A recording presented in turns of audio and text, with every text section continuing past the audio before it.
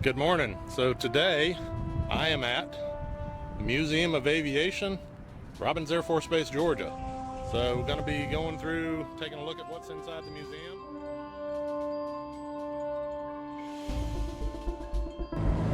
So we're moving on to the next hangar now, which is hangar number 2 is what they call it.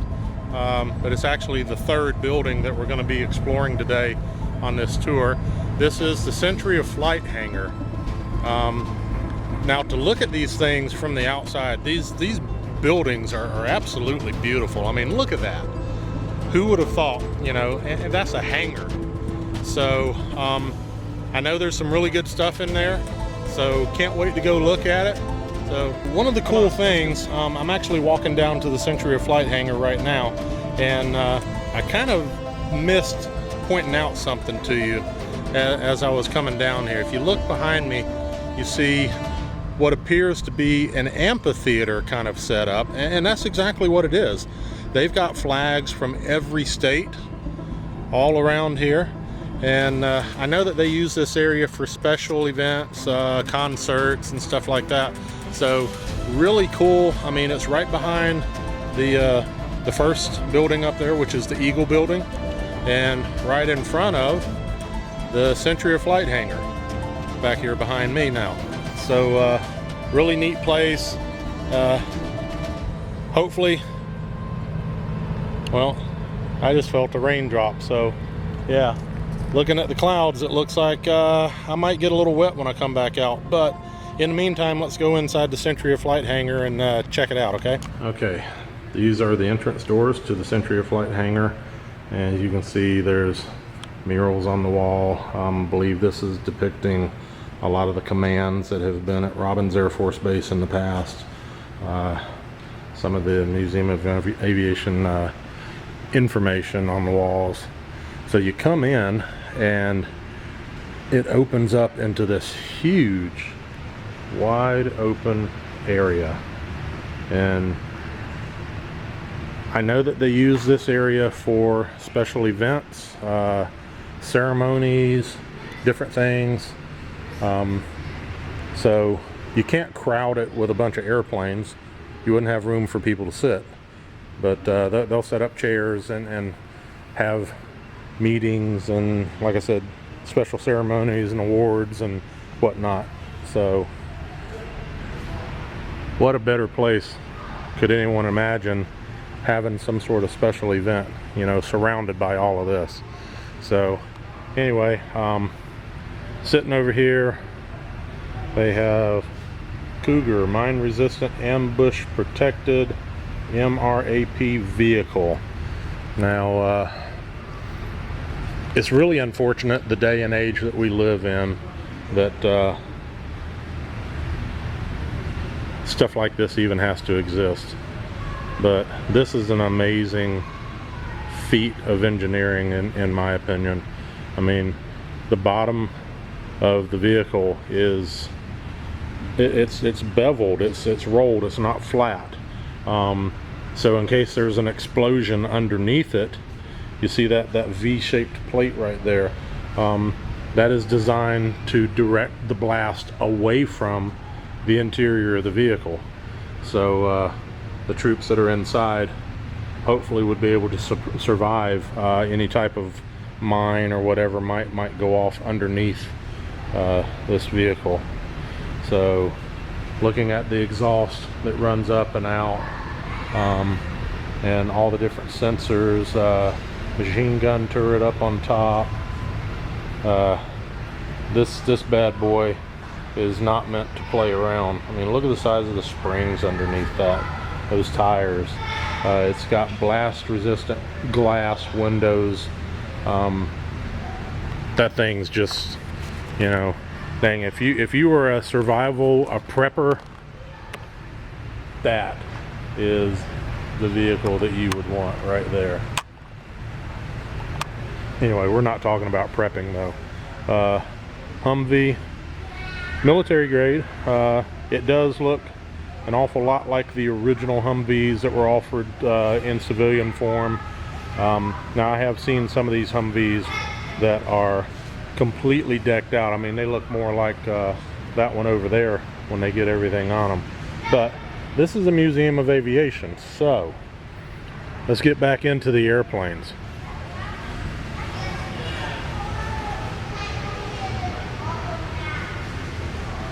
T-33, built by Lockheed, called the Shooting Star. This airplane was one of the early trainers, early jet trainers. It was actually designed from the P-80 and F-80. P-80, F-80, basically the same airplane, it's just they redesignated it from Pursuit to Fighter. The P-80, F-80 aircraft was a single seat and it had guns. Now, on the T-33, you can see where the gun ports have been deleted. So that was just the simplicity of engineering of creating this aircraft from a fighter.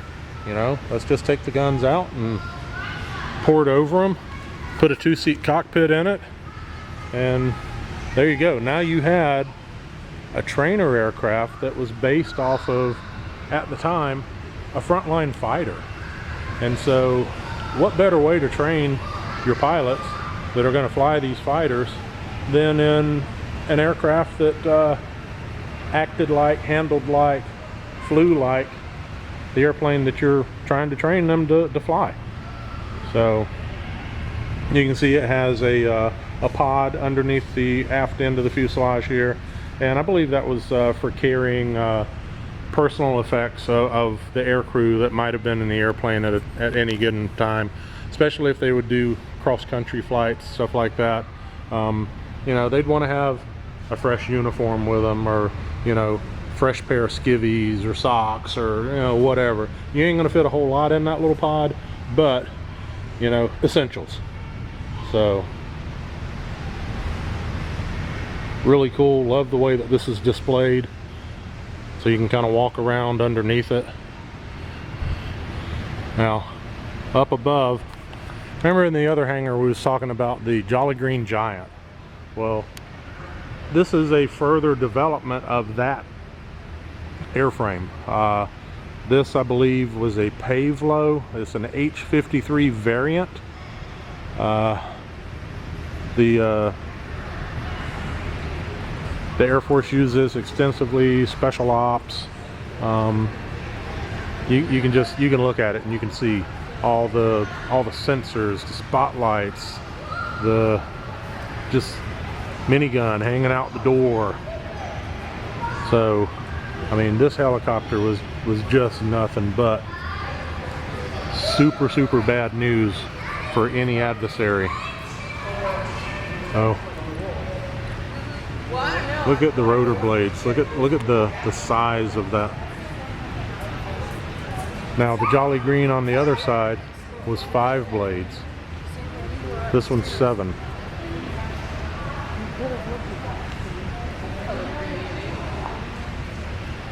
It's got a ramp in the back that would lower. Of course, they've got a machine gunner sitting on the ramp. But just a massive helicopter.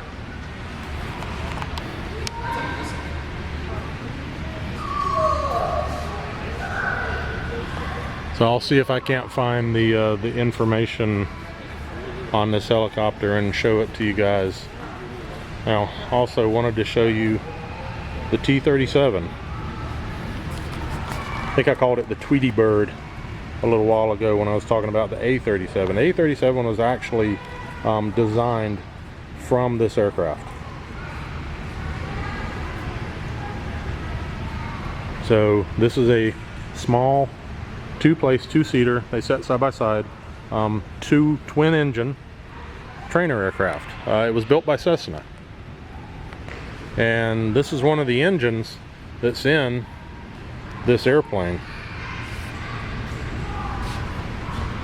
So you can see how small and compact that engine is.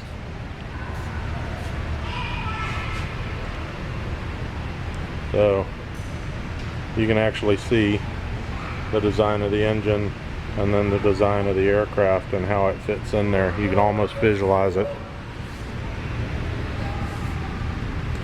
So not a huge wingspan, Relatively small airplane, and it is one of the earlier jet training. I say earlier, as the aircrew were going through their training pipeline, this would be one of the first jet aircraft that they would fly, and they would later move on to something a little bit larger and faster, depending on what training pipeline they might actually be in. Now, this engine back here, it's not identified, but man, she's clean. Here's the information on the Sikorsky MH-53M Pavlo 4 helicopter.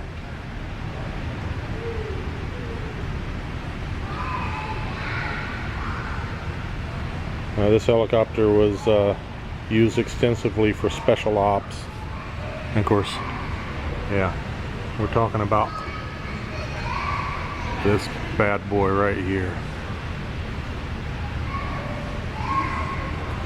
This helicopter's huge. I mean, look at the size of this airplane. Look at the size of this helicopter. Airplane, helicopter. Absolutely massive. This is the engine that powered the original C5 Galaxies. C5A, B, and C versions.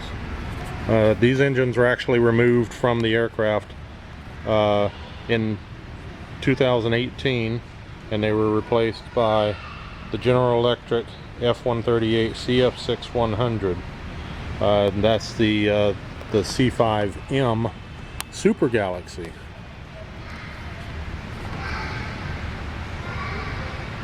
Look at how massive that engine is. I could virtually stand up in that air intake in front of the fan. This camera does not do it a whole lot of justice, to be quite honest. That's got to be 8 or 9 feet from bottom to top. That thing is absolutely huge.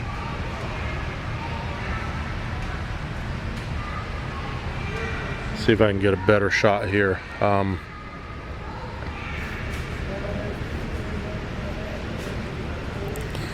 I got to go all the way back over here by the T-37 again.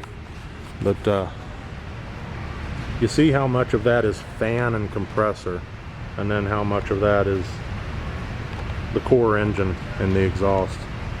So just a massive engine. They had 4 of these things on the C5. So that just gives you a basic idea of how big the C5 really is. Now, in the back they have one of their an old fire engine, but next to it is another aircraft that I always thought, this thing just looks, you know, like it's moving at 100 miles an hour sitting still. This is the F-111, excuse me, this is the F-111E Aardvark. It is a twin engine, 2 air crew, they sat side by side, had the TF-30 engines in it, swing wing, variable geometry wing aircraft. Now, General Dynamics built this airplane. Now what they're not telling you here is that the F-111 was originally supposed to fly for the Air Force and the Navy. The F-111 B model had a very short stubby nose. It didn't have this big long nose on it. Now I think that's where the name Aardvark actually came from, was because it's got this big long nose on it. The Navy version had a much shorter nose, but otherwise same size aircraft, the same heavy landing gear configuration. Now you would wonder, why would an Air Force airplane need such heavy undercarriage as this airplane has? because it was originally designed to land on board an aircraft carrier. So they needed that big, beefy, heavy, but one of the problems with that was that because it was being designed to land on an aircraft carrier, it had to be big, it had to be heavy, it had to be thick, it had to be robust. And all of those things meant that this airplane was extremely heavy. And that's basically what turned the Navy against the airplane, was because it was so heavy that they just couldn't shave enough weight off of it to make it practical to land and take off from aircraft carriers. Now, one thing I will tell you, remember the swing wing, variable geometry wing, all right, twin TF30 engines, all right, the big unitized horizontal stabilizers, which means the stabilizers in the back, the whole thing would move, would tilt. Okay, so they didn't have elevators on this airplane. That was basically called an elevon, but that was the elevator for the aircraft. So a lot of the same design features that went into the F-111 were built into the F-14. Now they do not have an F-14 here. This is an Air Force museum, or if they did, I would go nuts, because I love F-14s. I worked on F-14s for the better part of my career, and that's one of my favorite aircraft. Of course, you wouldn't know by the number of F-14 models that I have in my model collection either. Anyway, so we're talking about what's here at this museum. This is an F-86. Not real sure if this is an early model or a later model. Definitely not the D. The D had the radome on the front. You can see this has just got that little black radar transparent panel up on the front. But interesting color choice on this airplane. I don't think I've ever seen one that's almost like a gunmetal gray color, but still really nice looking, nice and clean. Now,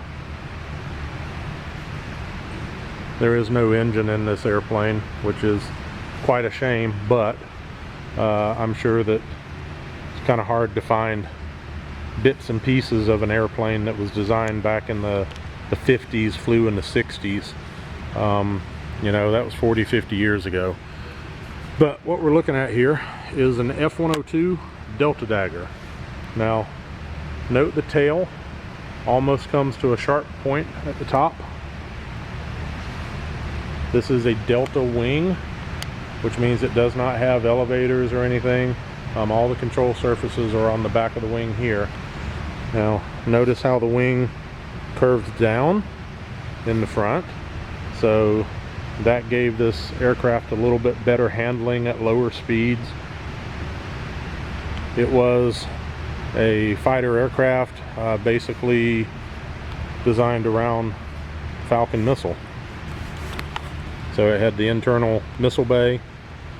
The only thing that I've ever seen on the wing has been fuel tanks.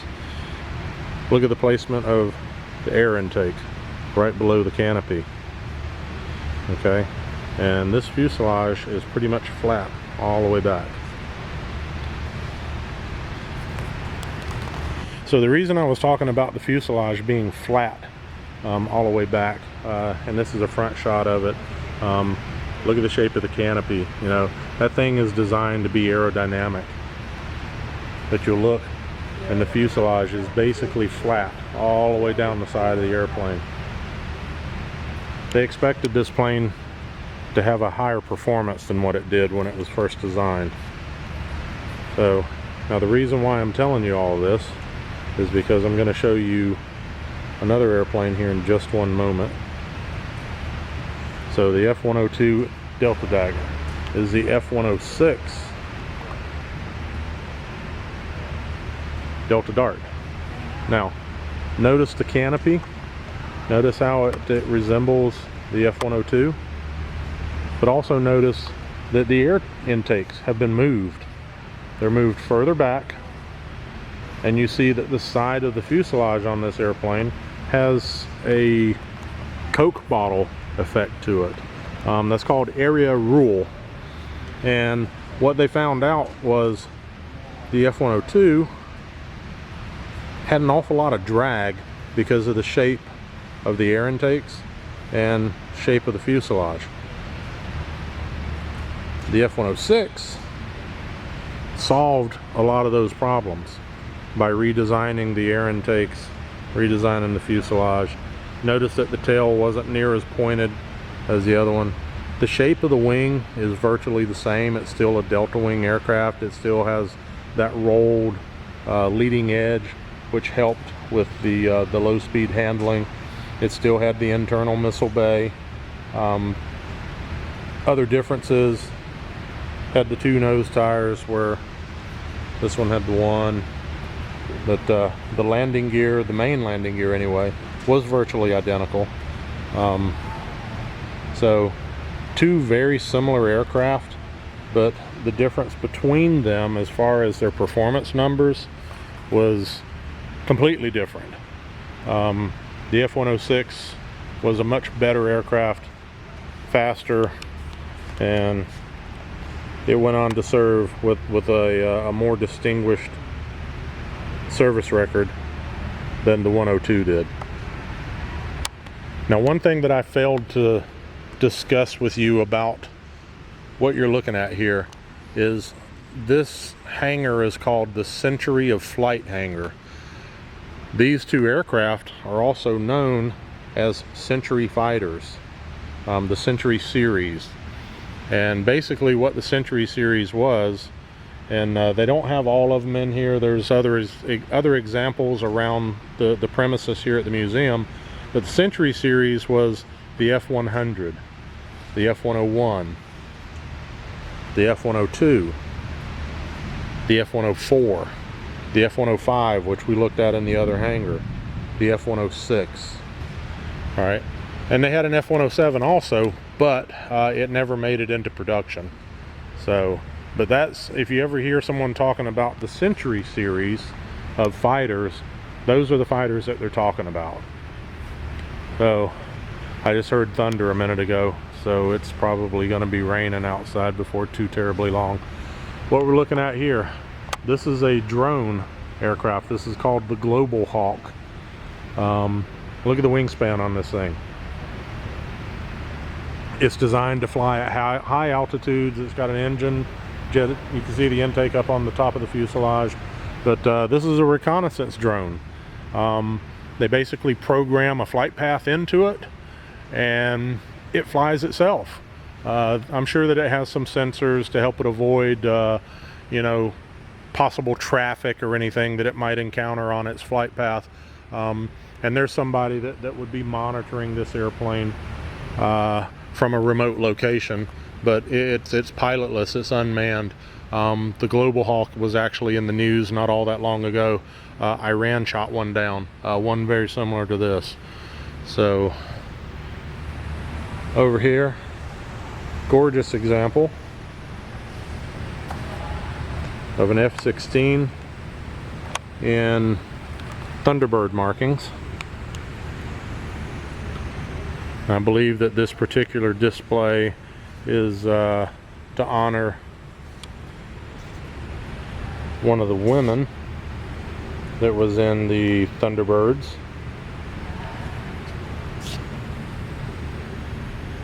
Erica Vasquez. Lieutenant Colonel Gregory Thomas. I guess those are his boots. Flight suit worn by Major Jeffrey, and I ain't even gonna try to pronounce that. But he's from Warner Robins. So right here where the museum's at. So I can see why they would put this stuff on display.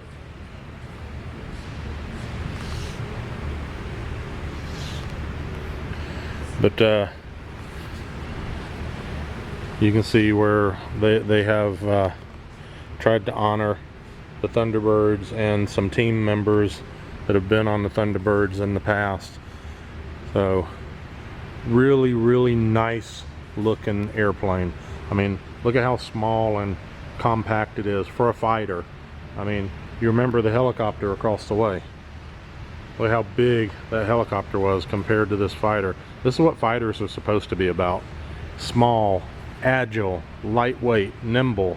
I mean, this thing's got a General Electric F-110 GE 100 engine, or at least certain versions of it did. And we're talking nearly 40,000 pounds of thrust out of that single engine. Now this airplane doesn't weigh 40,000 pounds, so your thrust to weight ratio is better than 1-to-1, which means this airplane could stand on its tail and accelerate. If there was enough oxygen in the atmosphere as it went higher and higher, it could actually get into space.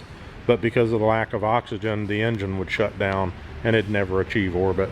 But just saying that the engine had that capability. This aircraft was capable of that because of it being so small and so lightweight.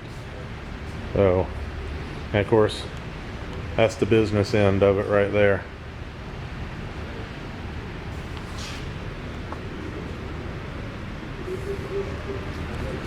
Now, one thing you guys probably saw a minute ago, and that I'm sure many of you are wanting me to talk about,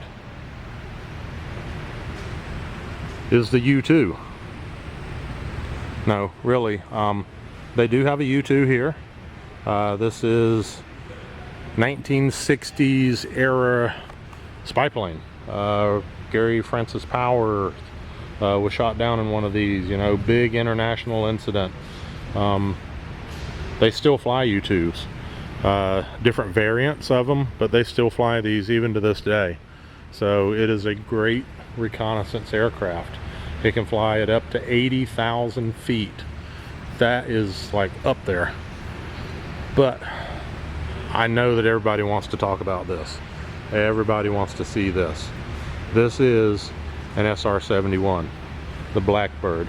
This is the fastest aircraft in the world. It still holds the absolute speed record for a manned jet-powered aircraft. Now, to look at photos of these planes on the internet, or you know, in books or whatever, this airplane looks a lot bigger in the photos than what it actually is. This is not a huge airplane. I mean, it's big, yeah, don't get me wrong, it is big, but it's not huge.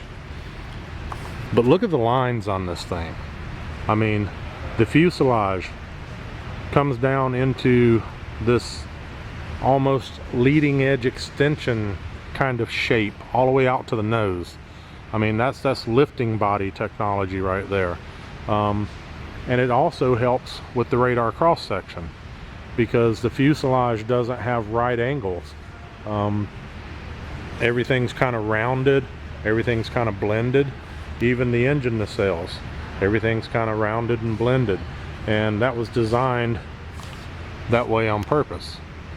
So that's what helped this airplane have a much lower radar cross section.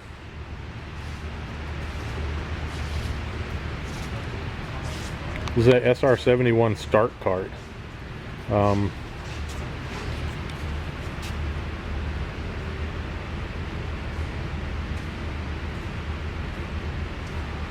Buick Wildcat V8 racing engines, 401 cubic inch displacement. That's what was used to get the engines on the SR-71 started. 2 Buick racing engines. That is cool.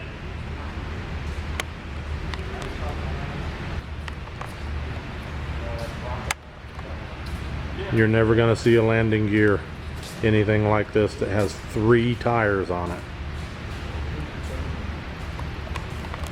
Also, yeah, look back there. You see that? F-15. That's a huge model sitting there. And then there's a C-17 model underneath it. Man, what I wouldn't do to have those sitting at my house somewhere. Anyway, let's go up the stairs and I'll kind of give you a look at the top of this SR-71. Okay, so heading up the stairs, the back side of the SR-71 right now, looking down the exhaust of the number 2 right-hand engine. You see this big control surface back here. That's kind of like the elevators. It acted somewhat like the flaps. The surface outboard of the engine is how they actually used to turn the airplane. That was more like ailerons. The vertical tails, notice how they're kind of canted inward at a certain degree, and I don't know what that degree is exactly, but the whole tailplane itself would move. It would rotate. So that was their directional stability. But look at the size of this thing.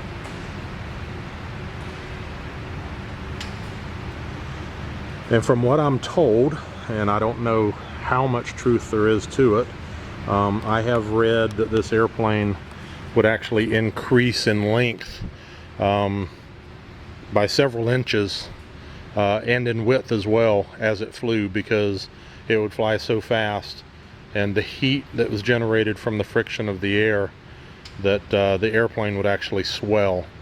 And from what I've been told, the corrugated surface of the skin, the whole purpose of that was to allow for the airplane to expand and contract. That, now, like I said, that's what I've been told. Excuse me, I'm not real sure how true that is, but it makes for a really cool story. Now, again, looking back at the F-106,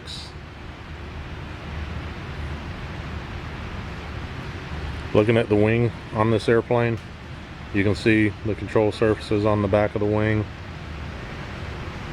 and the F-102 over on the far side of it. A couple of drones, target drones. They've got some sitting back here in the back, and I don't know a whole lot about these other than they really look cool. So there's some stuff that's stored back here in the back. Couple sidewinders.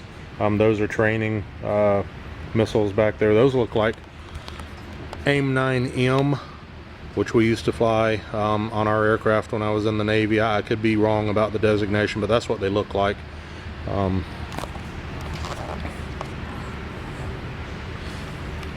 Right down here below the steps, here's another model. Yeah, that's a model. Look at this thing. It's got like a 12-foot wingspan. My phone's going off. How appropriate is that? The Navy fight song in an Air Force museum. That is just ironic. I think it's awesome.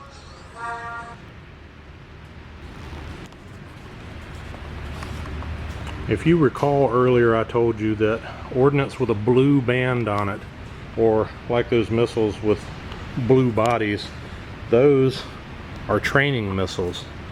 Now, if ordnance is considered live, it has a yellow band on it.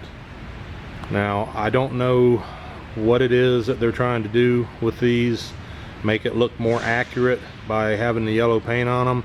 Hopefully they don't have live bombs stored in the back corner of their museum.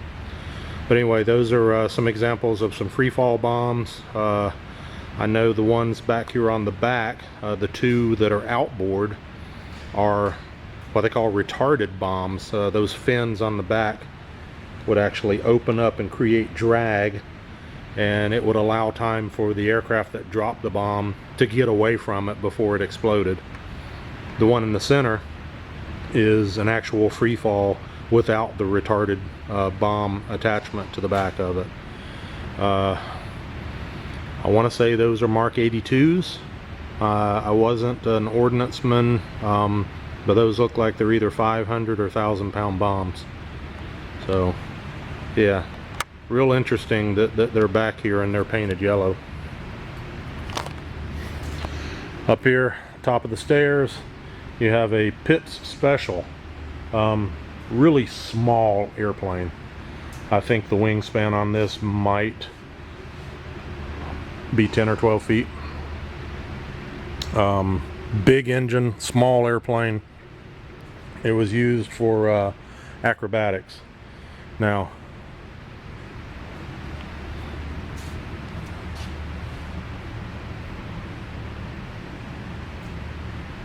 and the reason why they have it on display is it was built from plans by Major Norman Connett and Lieutenant Colonel Jerry P. Holloman, U.S. Air Force. It was flown by Norm Connett, donated to the Hall of Fame in 1999. So a couple of Air Force officers built this airplane from some plans and flew it. So and they donated it. So it's kind of nice that they have it on display back here. Again, more models, more cool gadgetry and stuff. And I'm thinking that there is a Georgia connection of everybody here. Possibly aeronautical design and production in Georgia. So, alright, can't go by without more models. That is a really nice F9F Panther model. F9F2, I believe. But yeah, that is a really, really nicely done model. And that would be the scale that I have in my collection. I would like to have that. A Stearman. And they have an AgCat crop duster in here. And this is a view of the U-2 from the upper level mezzanine. The Global Hawk. The SR-71. And this is a view you don't normally get of an F-16.